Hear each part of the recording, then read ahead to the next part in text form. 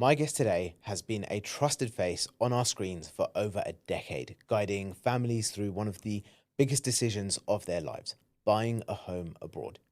With hands-on experience renovating, developing, and navigating international property markets, she's now focused on something even bigger, empowering others to feel confident about taking that leap themselves. Her property journey has taken her across the globe, from the US all the way through to Dubai and a lot of places in between, bringing deep insight into what it takes to buy your perfect home abroad. Laura Hamilton, welcome to the show. Oh, thanks for having me. So, really interested to get into today. We've got so much to talk about. Your journey as a TV presenter, property expert, entrepreneur. There's so many things you've done.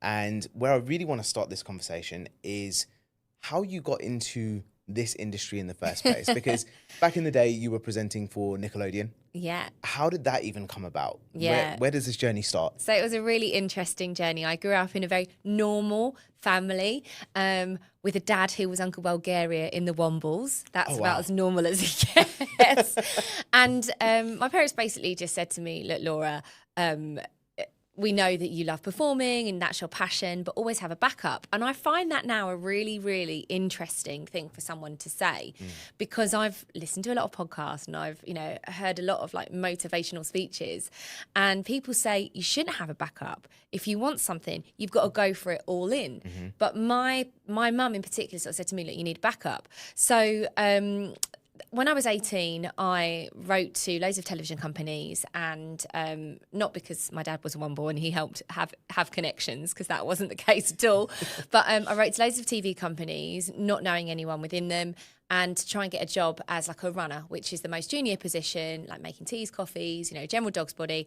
But at the same time, I'd applied to university to go and study law and psychology, because the school that I went to was very kind of encouraging of people to follow that path. But I didn't really want to do that. So, but I did it anyway, because I guess that was my backup. And I wrote to the TV companies and I heard back from Channel 4. And Channel 4 called me in for an interview, and I basically got this job as a runner at Channel 4. And I was offered the position before I'd even done my A-levels. So it was kind of nice that I went into my A-levels like with the pressure, knowing that I had this job that I really wanted to do, a year's contract. And then I was going to, if I got into university, which I did, to go and study law and psychology, defer the placement for a year.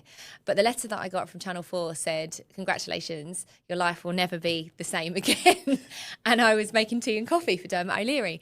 And I loved my year at Channel 4. I was working for a facilities company, so dealing with like the editors, in the time that Big Brother, it was like the first series of Big Brother.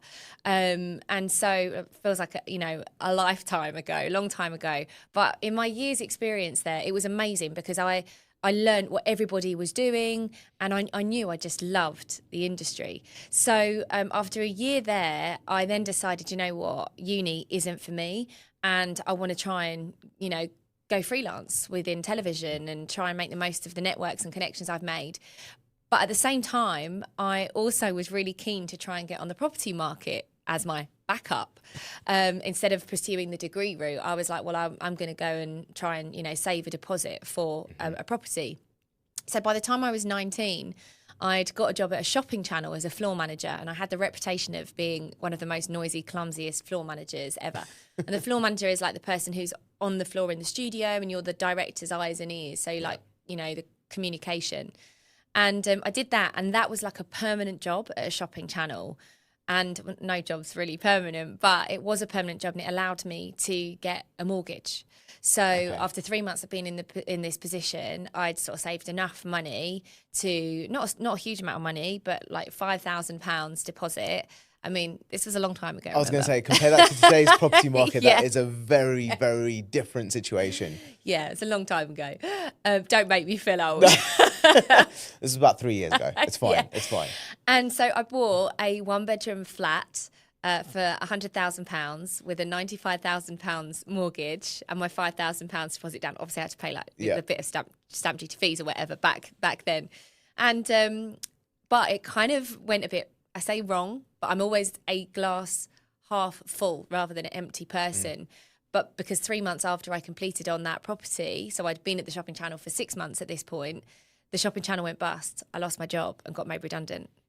And then all my friends at uni were laughing at me going, we're having a great time at uni and you've bought a flat Y and you've like now got no job. And I was like, no, do you know what? There's got to be a way of making this work. Mm-hmm. Like, it's not a bad thing. I'm on the property ladder. And I phoned up a letting agent and said to my mum and dad after they'd got rid of me. No, I wasn't that bad to live with, honestly. I said, look, can I come back home and let the property out? So I let that property out. And without even sort of realising, that was sort of setting me on the path of having this sort of side hustle of property and, you know, continuing to pursue my TV career. What I have missed out is the 1-bedroom flat that I bought was very old and out of date, you know, tabby cat carpet, avocado bathroom suite. It needed a makeover. And I didn't have the first clue really of how to, you know, style it. But I just thought, you know what, I'm just going to do my best. And it was good enough to let it out. Mm-hmm. And the money that I was making from my rent was obviously more than my mortgage was costing me. And I was like, this is great. So I moved back home and carried on sort of pursuing my TV career behind the scenes in TV. Mm. So I did 4 years behind the scenes in television. And after 4 years, I ended up going back to work with Dermot O'Leary, actually, on Big Brother's Little Brother. I was freelance. And I think that's a big thing, because not everybody is comfortable, like, working for yourself, being freelance, but it's all I've ever known. And so, you know, I've not sort of followed that prescription of the 9 to 5. That just wasn't for me. I just loved the sense of like freedom and going, right, well, I want to take holiday when I want to take holiday, or I'll take that contract. It does come with stresses, you know, but that's all I've ever known. And so after 4 years of working behind the scenes in TV, my mum's been very instrumental in my career. As mums generally are. Not as a pushy mum, but she's, and my dad, you know, they're both amazing. She saw an advert for a local person to play Cinderella in a pantomime. And knowing that I had this like love of performing, even though I was working behind the scenes in TV, she was like, why don't you just go for the audition? Mm. So I went for this audition, and cut a long story short, because I don't stop for breath, as you can tell, I got the role of Cinderella. And it was alongside an actor called Nicholas Bailey, who was Dr. Truman in EastEnders at the time. And he said to me, Laura, what are you doing? Like, you're clearly a performer. Why are you behind the camera when you should be like in front of the camera? I was like, yeah, if only it was that easy. And I finished the panto, and I picked up actually I didn't even pick up. I looked online, a newspaper called The Stage, and they were looking for a kids TV presenter, or 5 kids TV presenters. And I went for the audition, and it was at CITV, and it was Fun Song Factory, and I got the job. And it was really mad, because I remember working at the time behind the scenes in telly, and a lot of my friends were saying, what? You're going to become a presenter, but you're Laura, who's, you know, an assistant floor manager. Like, what? We didn't know that you loved performing.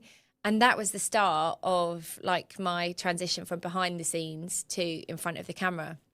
And I worked on Fun Song Factory for a couple of years. Then I went to Nickelodeon.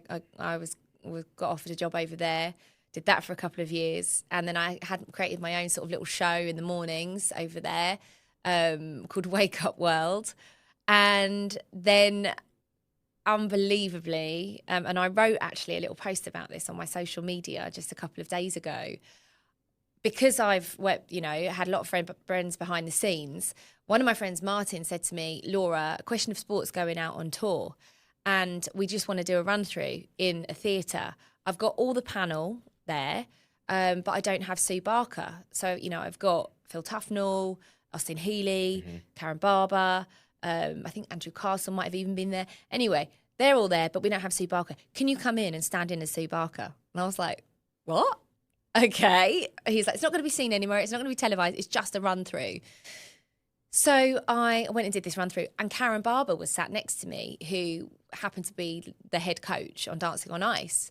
And I messed up every name that I was pronouncing, and I was just kind of mucking around, really.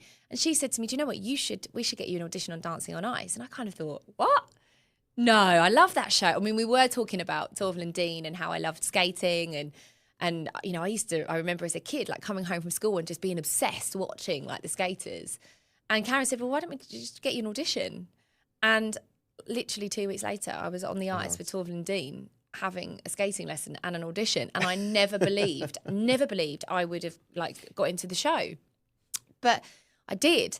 And all the while that, you know, I was doing this TV stuff, I was actually doing properties on the side. So like buying and then doing them up and then flipping them and then selling them.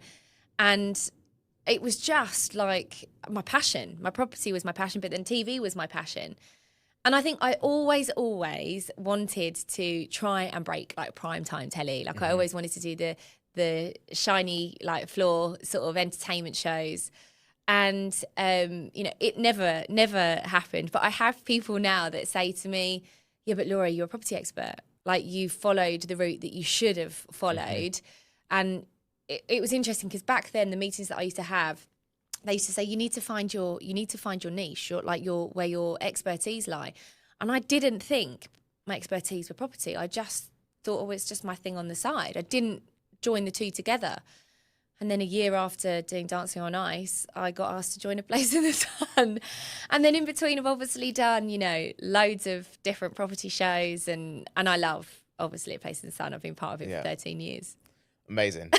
That is. You're like, okay, now can I talk? Now, well, not even that. I've got to now remember all the questions that just came up as you were going through that timeline. But it's a story, right? You know, and I do think that I think I've been incredibly lucky.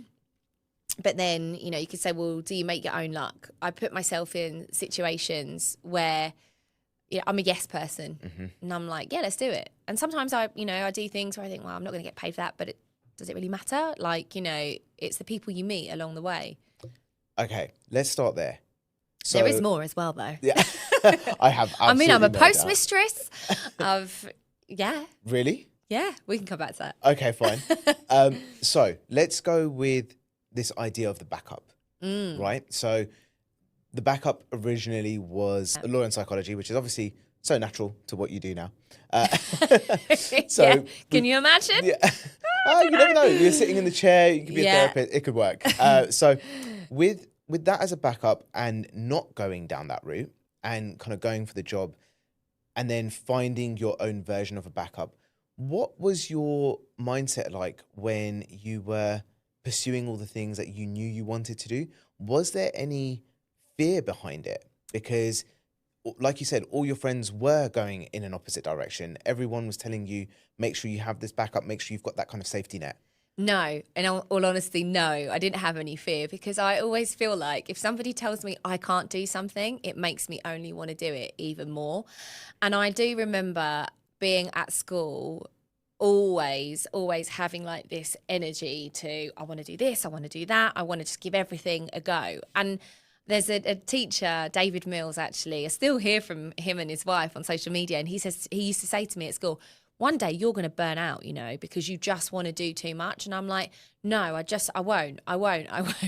Maybe I will in a few years' time. But no, I haven't had any fear or ever been too worried about what other people are doing, pursuing their journey. Like if university was for them, like go do you. And in terms of like, I don't know, the backup of property is so weird now, even seeing it as a backup, because I don't see it as a backup. Like it's something that I absolutely love. And I think I've accepted the fact that like I am a property expert, like that this is what I was supposed to be doing. I wasn't supposed to be studying law. I wasn't supposed to be studying psychology. And yeah, I've just been, I don't know, enjoying my journey. Has that really answered your question? It really does. And the follow-up behind there is, where does that drive and certainty from within yourself come from, do you think? I get asked that question so many times. Where does your drive come from? And again, I find it a very, very difficult question to answer. I didn't come from a privileged family. What I will say is my parents, I didn't like ever like want for anything or go. I came from a very loving kind of home, but my mum and dad sort of instilled this amazing like work ethic. I grew up watching both my parents working and always like just trying to do their best for us. And I say us, that's myself and my brother. And always just kind of being told, if you want something, you have to go out and get it. Like, we're not just going to make it happen for you. You have to just, you have to do it yourself. And I think that's probably like a massive thing behind it. And I try so desperately to instill that in my children as well. And I find it's very difficult as a parent when, you know, you are working hard and you have, you know, got things to then give your kids too much, because if you do, you can end up just sort of creating these sort of like privileged little monsters. And and there's a fine balance, because you almost want to do the things for your children that your parents couldn't do for you. So you're like, oh, well, I didn't have that, so I really want them to.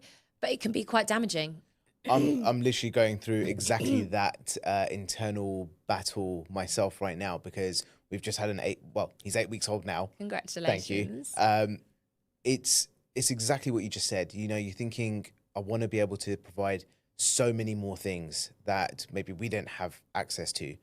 But at the same time, we wouldn't be where we are if we didn't go through the struggles and the trials and tribulations of what we had to go through, which built the resilience to make us who we are today. Exactly. So it's kind of finding that balance with... It's hard. It's hard. It is one of the toughest things, actually. I mean, like, I didn't go to a private school, and I know that that would not have been right for me, because I wouldn't have had, exactly as you say, the resilience and the drive to want to do better. Yet, you know, my children, I'm sending them to a school that costs money, and you're like, is this actually good for them? But then at the same time, you know, they have an amazing experience at school, and they're doing incredible things that I couldn't do as a child. So it's really hard. It's a hell of a journey, and I don't think there is any right or wrong answer. No. You just do the best you can, and then the rest figures it out later on by itself anyway. Hopefully.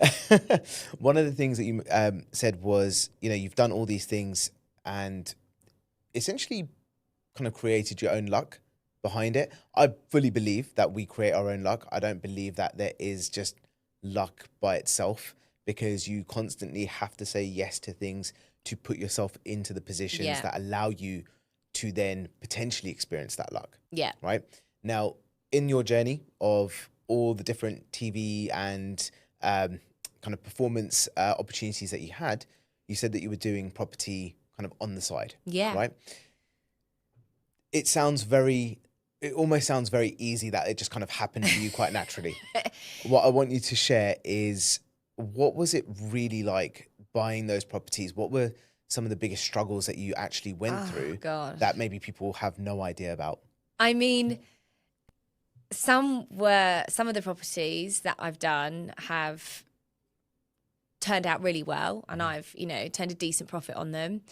And then others like haven't, because you're not only, well, I mean, there was one house that I ended up buying in Southeast London, and it was really like, I wanted to be in Dulwich, but I couldn't afford to buy in Dulwich. So I ended up buying in an area close by, which wasn't as nice. Although now, if I'd have kept hold of that house, it'd be worth a fortune. But unfortunately, it was valued at a certain price when I came to obviously sell. And there was a tragic death in the park, backing onto the house. And because of that, it then stalled like the sale, and, you know, gosh, this poor person like lost their lives, like whatever about the house sale. But, you know, I was like, oh my word, like this now doesn't make this an attractive option of a house. I was then stuck there for longer than I wanted to. And I ended up just going, do you know what, I just want to get rid and just get out. And then obviously the market, like we're in a bit of a weird market right now. You know, you're playing that game as well of the cycle. Buying at the right price, like always buying at the right price, because that's where you end up making profit as well. People lose sight of that when they buy a house. They become emotionally attached, and I've never ever, I don't become emotionally attached to a property, which a lot of people don't, you know, understand, because I've seen it as a business. And I have every respect, by the way, for anyone that wants to buy a house and live in it for like 25, 30 years. My parents have only moved like twice in their lives. So it's just, for me, it just became I'd buy a house, I'd turn what was effectively the worst house on the street into the best house on the street. And it became somewhat of a game that I would want to kind of beat the agent. So like the agent would say to me, Laura, just tell us what you want for the house. Like, there's no point in us like valuing it to put it on the market. Like, just tell us what you want, because I love to sell the lifestyle. So I dress it in a way and then sell that. But yeah, so there have been properties where, like, selling houses is stressful, like so stressful. Managing the budget, managing a team of builders, it isn't easy.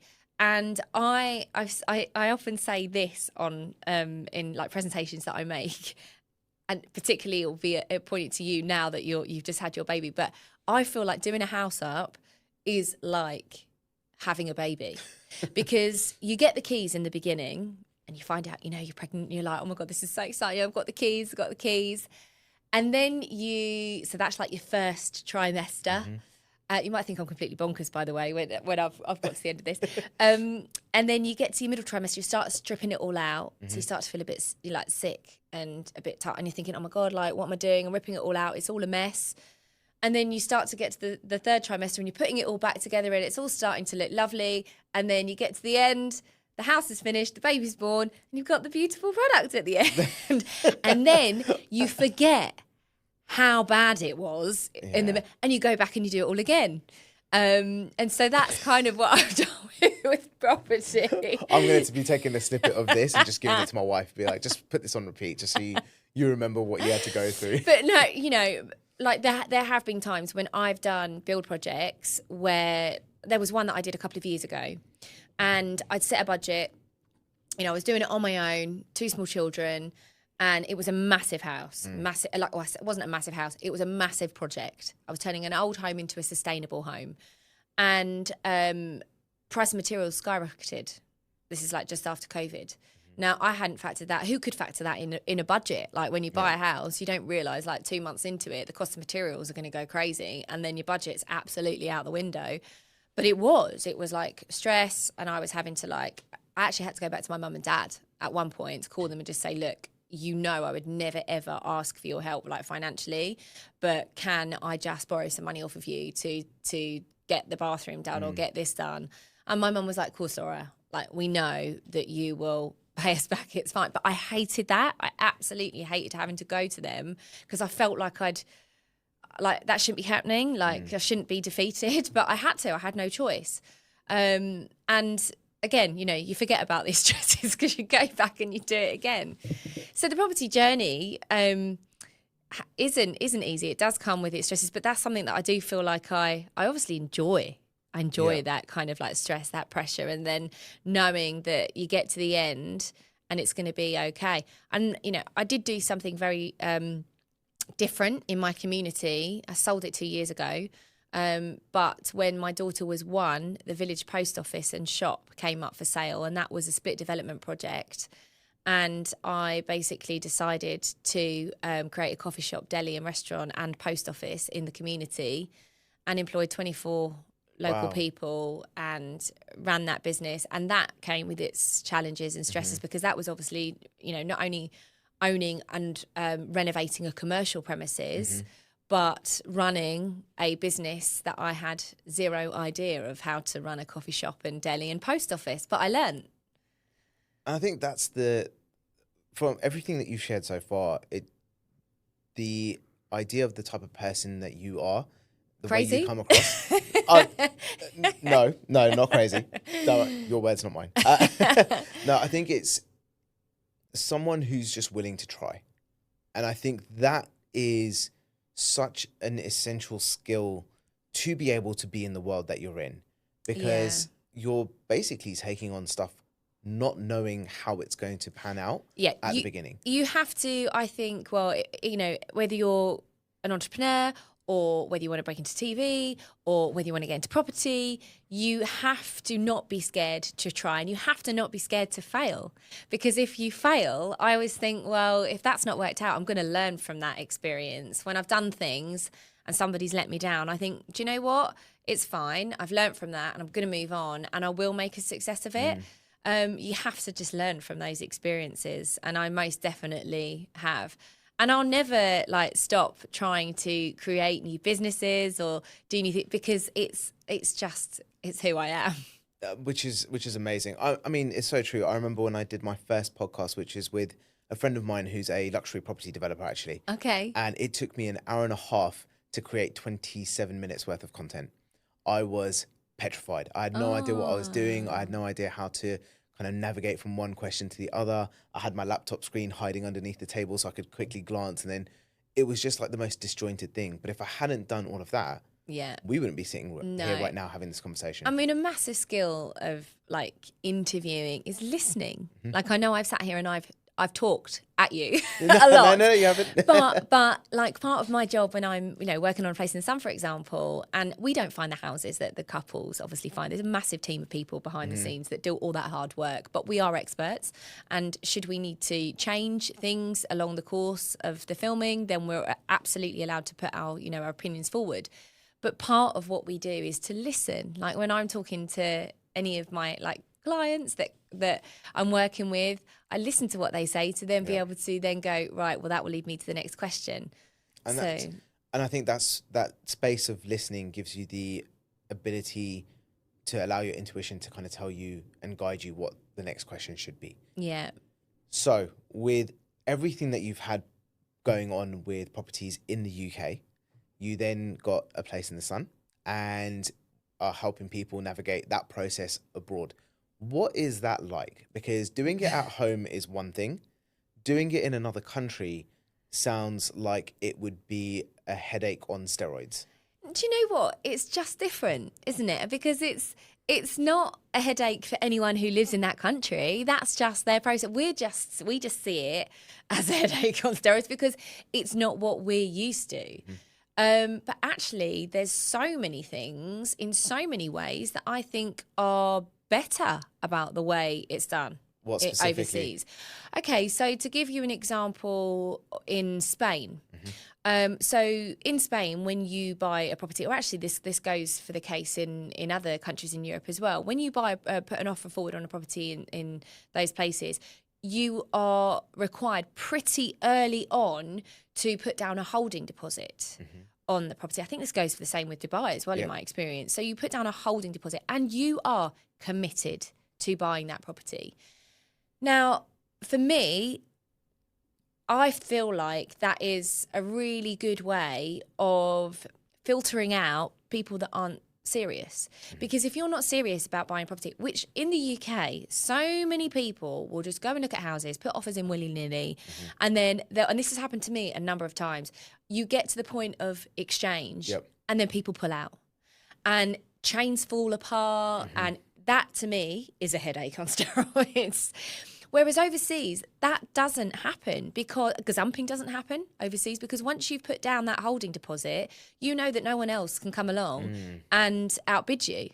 Or if anything does happen and somebody pulls out, so I know this totally is the same in Europe, if the seller pulls out, legally they are supposed to give you your deposit back and double it.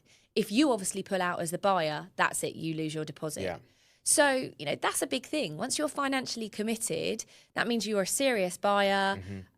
Obviously, if there are things that are structurally wrong with the property, you'd have a bit of a legal case to be able to withdraw from the purchase or the sale. So for me, that's definitely a better thing. And actually, sales go through so much more quickly overseas. That I know is. You look at a 30-day completion in Dubai. You look at I completed it on a Spanish property with a mortgage in 3 weeks.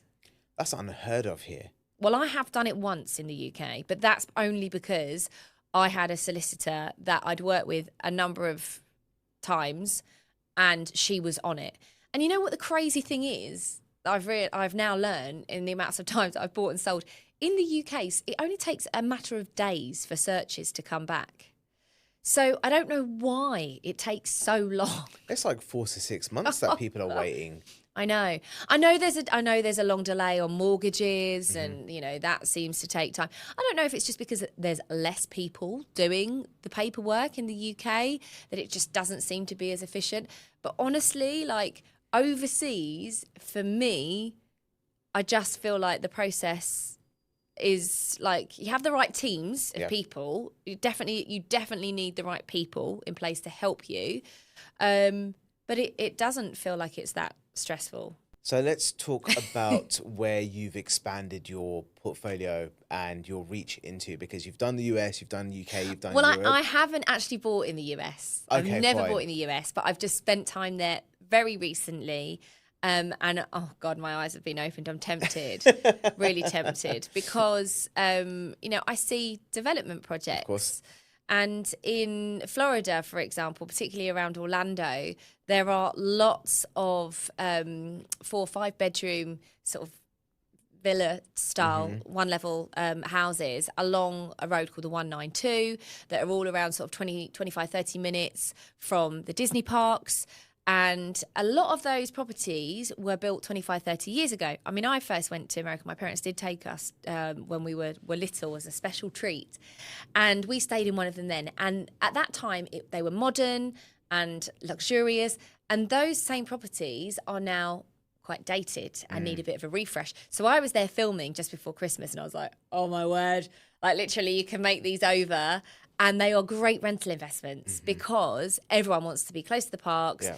And you get like the winter birds that fly down from the north and they want to enjoy like the winter sun, or the snowbirds, they want to enjoy the winter sun in Florida. So yeah, it's probably a market that I'm going to dip my toe into. So you heard it here first. It's definitely a market that Laura's going to be dipping her toe into, but which sounds amazing because it's clear that you can spot opportunity everywhere. And I'm assuming that's one of the reasons why you've also opened yourself up to Dubai. Yeah, yes. So Spain and Dubai.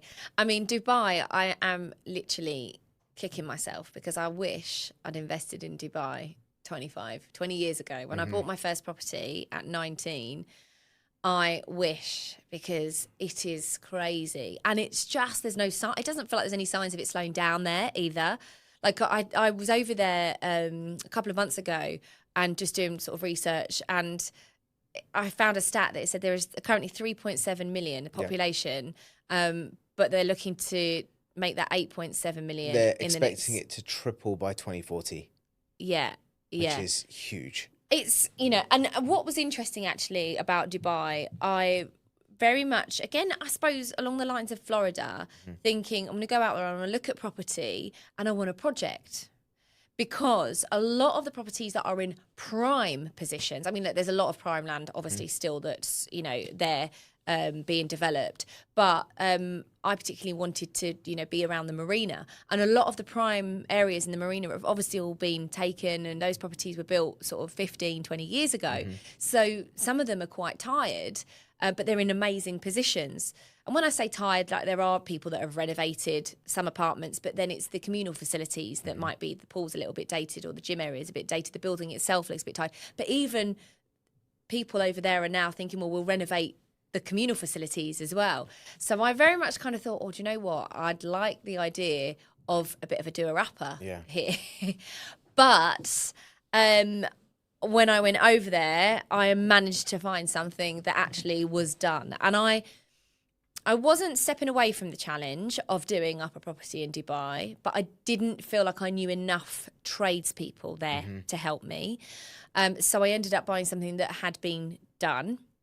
And also I've got a massive renovation project going on in Mallorca. Oh, wow. Okay. So that's kind of, I saw that as, that's where the real project work is happening right now. And that's slow. That is slow. In Spain, very much mañana. The whole buying process is quick, but the renovation process is slow because it's there are various permits and things. I mean, I've learned so much now, even like moving on from TV stuff back into property. I've learned so much about how the process works buying abroad, how the process works renovating, not in Dubai. But I have spoken to people that are renovating in Dubai, and they're like, Laura, you got to do some renovations here. But they work 24/7. It's a fraction of the cost, and the quality of the work is incredible. Well, I've kind of noticed that anyway, like even in terms of like people outside of property development, but like buying property or accounts or, visas, because I actually got a residency in Dubai last year. And by getting residency, that made it easier for me. You can buy a property in Dubai without obviously being a resident, but it just means you've got to put a bigger deposit down. So I actually, at the time of doing that, I was gutted that I didn't know a company called Strive, because at that time, the person that I'd use, because it is very much like there's so much information out there, but how do you know what is right? Yeah. And how do you know like the people you're working with are going to be right? And I didn't like, particularly with Dubai in June last year. So I got put in contact with somebody, and she helped sort out like the residency and visa and stuff, and went over there and formation of a company. And it just, I don't know, it was just really, really like difficult and messy. And then, you know, when you just get a feeling, you just get this gut feeling that this person, this is not right. You need your tried, trusted, tested team. And this just wasn't that. So I ended up, got lucky. I went online and I found Strive. And I ended up like getting in contact with this guy, Raj. And I was like, oh, I need your help. Like this doesn't seem right. And I just loved it because Raj was like, well, look, we're partly here, we're partly in Dubai. You know, we can absolutely cover all of this. And it was easy. And I was like, yes, this is my tried, trusted, tested, like, absolutely. He can help out with, because visas expire. Yeah. So they'll only last a period of time, and then they need to be renewed. Residency will expire, you know. So, and I just loved it that they can do all of that, and they can do all the accounts, and they work so hard. They're actually always available online. You know, like sometimes you try and get hold of like a UK accountant and you wait for like weeks for them to get back to you. Not like that with Strive. Like literally, they're there. I'm taking this as the biggest testimonial ever. That's so good. I'm going to have to take this clip and show it to the entire team. I'm not joking. I'm not just saying, but they are like so efficient. They get back to you. And if you don't give them the information that they want, they're on you. Like they're chasing you. I don't know anyone, honestly, like that. I think one of the biggest things for us is when it comes to Dubai, there are so many other providers for services out there. It's not a I don't know. I'm not looking anywhere Yeah. else. That is the correct answer. So, you know, there are so many, and we've had people come to us from a lot of these other companies, and the main reason being is that we're on the front foot, because we know what can happen if things don't get done on time. We know the problems that our clients can face. And I think the last thing you want when you're doing anything away from your home country is someone who knows what's going to happen, what to expect, and how to overcome any of those challenges, and have the foresight for it as well. And the same applies for when people are buying a property. When people are buying a property abroad, they don't know the market. They don't know the local kind of customs that they have to go through. And that, I will say, was also sort of quite an interesting thing in Dubai, because it did feel that it was a little bit like a lot of people just want to be agents out there. You know, people out there are working on commission only. So how do you find somebody that you know you can trust? Yep. And there are various like websites that are a bit like Rightmove over here that you've got over in Dubai. But yeah, like how do you find the right people? So that's been an interesting process to sort of navigate as well. But I got there. Well, it's been amazing to kind of watch that journey, and now to see how your vision and mission has expanded as well to make it possible for anyone else to be able to buy a property abroad. And that's through MyPropertyAbroad, and you know what you're working on. Well, this is my kind of entrepreneurial sort of spirit and ideas coming alive again. So I just decided that, obviously, you know, very much part of A Place in the Sun, and I'm still going to be doing A Place in the Sun, but the actual process of how to buy, renovate and beyond overseas, I wanted to try and educate people through like an online program of how you do it. So I wanted to launch it with Spain, Florida and Dubai, because obviously I own the property in Spain and I'm going through the renovation. Florida, my eyes have been open to that market, and then Dubai obviously owning property and sort of in very much in that as well. But then the view is to I am going to be expanding into other markets, so France and Portugal. Somebody else said to me about Cyprus, and it's not just about the property element. In fact, the property element is just like one tiny bit of it, because there's so much more to owning a property overseas.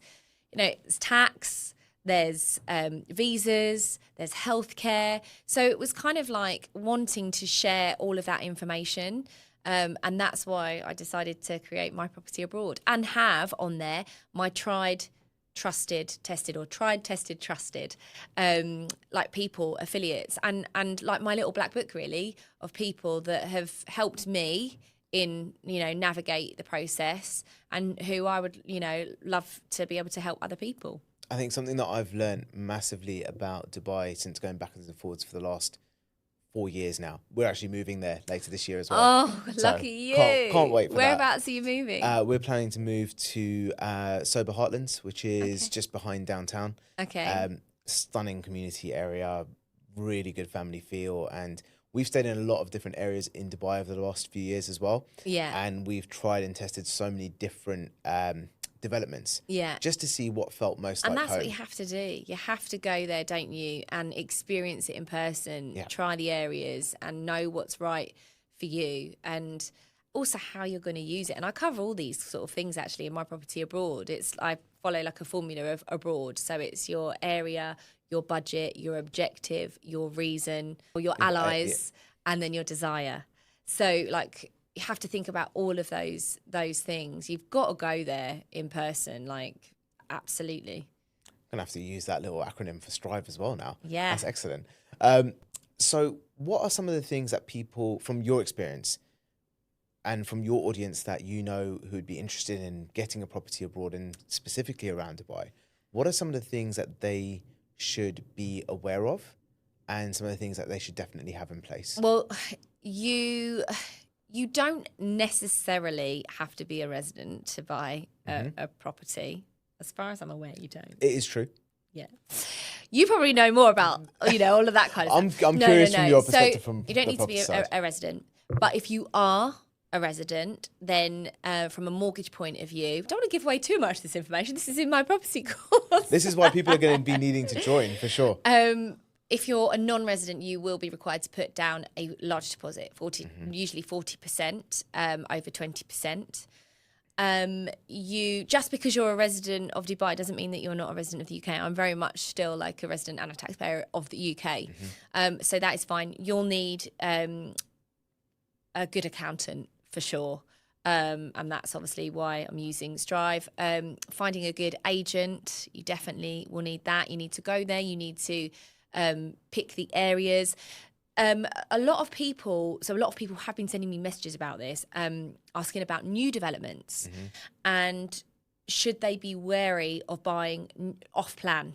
Because when you buy off plan, it is very obviously different to buying a resale property. Some really, really good investment opportunities over in Dubai. But you need to obviously pay for the property in stage payments. And this doesn't happen now, but a while ago, people were buying properties off plan and putting the deposits down, and then the developers were disappearing. And in the last few years, they've now, the government has set up a system where the deposit actually goes into an escrow account. Yep. So you're absolutely kind of like safe and secure that your money, the developer's not going to run off with your money. Obviously, there's lots of developers out there. This was just like a few that were a bit rogue. So that's all fine. And you can if you've got the funds available to be able to make those stage payments, a lot of people will actually sell the properties and make profit before they're actually completed. So it does depend on what you want out of your property. Are you doing it purely for investment? Are you doing it for exactly to do like that?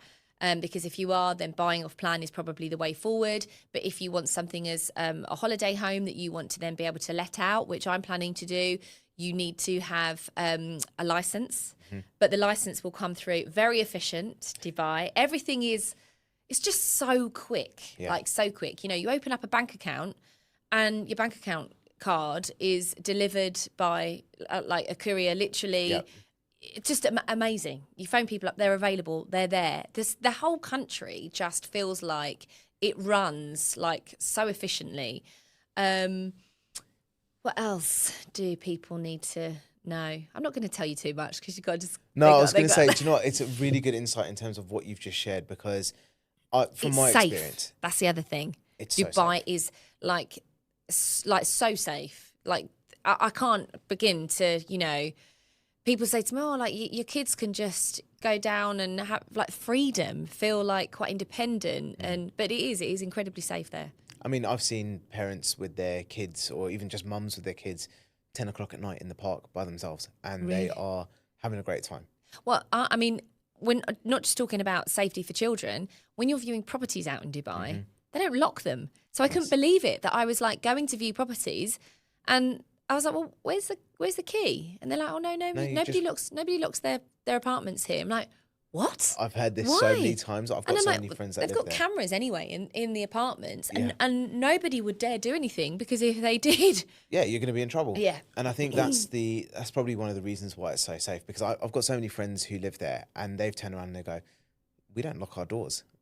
I'm like, I triple check my car door, I triple check our front door, Yeah. make sure all the windows are closed. And even in that respect, I think your mentality and freedom internally of not being so worried all the time Yeah. is really, really kind of powerful in Dubai. You've just got a lot more of that mental peace. And the weather's lovely. It is. We can talk about I mean, in the summer, I know it can be quite hot, but I don't mind that. Everywhere's got a swimming pool, and Very, very true. So I was just going to say, like, the information you shared, I think, is super valuable, because Dubai is one of those places that I've noticed, especially being in the industry of helping people set up over there as well. You need to know the right people. Yeah. You have to know the people that are going to get the things done for you, that say that they're going to, that complete what they say they're going to do, because otherwise you end up in a situation where you don't know what's being done and what's not being done. And that was what happened with me first time around. I was like, oh God, this person's not right. And then I got lucky, 100%, Yeah. like coming across Drive. I was like, these are just brilliant. And then I've just recommend them to everybody. So Definitely appreciated. Definitely. So what's the bigger vision and mission now? So with My Property Abroad, what is the purpose of it? If someone joins My Property Abroad today, It's not launched just yet. when it's launched? Yeah. So do you have a wait list? Yes, have wait list. Excellent. So you can join the wait list. Yes. So once My Property Abroad is launched, what is the objective? What's the goal? So let's just say I'm going to join My Property Abroad today. What am I expecting to get as a result? So first of all, obviously, if you join, you will join to a program that would be specific to the location you want to be in. Not everyone wants to be in Dubai, not everyone wants to be in Florida, not everyone wants to be in Spain, not everyone's, so it's like a platform that is going to offer multiple destinations, and you pick the destination that you are most interested in. So if you join the program, you'll have obviously access to the course, which is presented by me. I mean, the Spanish one has got like over 100 modules, and it covers like there's 17 different costas, for example. So I literally will talk about the different costas and, the lifestyle that you want. So you'll have access to that. But then there's also a part of the program that is my tried, trusted, tested community. There'll be like chat forums on there for people to be able to like discuss, any concerns that they've got. I just want to like bring like-minded people together that, we can all help each other out. And I would imagine I will be doing some sort of Zoom, so having a bit of access to me. So, in the first instance, it'll be access to the program, the modules will literally guide you through the process. And then, me as well. Excellent. Well, I think it's a hell You're of going to advise me on this, so. Yeah, we're going to be doing a lot of talking about this for sure. Because I think there's just so much value in what you have to offer. Your wealth of experience is phenomenal in terms of what you've done, for how long you've done it. Do you know what? It's really interesting you say that, because it's taken me, I think, the last 18 months to realise that, because I didn't appreciate actually how much like I've done. I think just because I've kept going and going and going and going, and I've never kind of thought, oh yeah, it's like, yeah, knowledge and experience that I could share. It's taken me like to get to this point to go, actually, yeah, I should probably share this information with, because what is sort of second nature to me, other people are like, wow, I didn't realise that. So yeah. Yeah, and you don't know what you don't know. Yeah. Right. So I think there's going to be a ton of value. And I say this to everyone that's thinking about learning anything new. learn from people who are still doing that thing. So you're still buying property, you're still renovating property, you're not looking like you're going to be stopping anytime No. soon. You're actually looking at how many different more markets you could get into, right?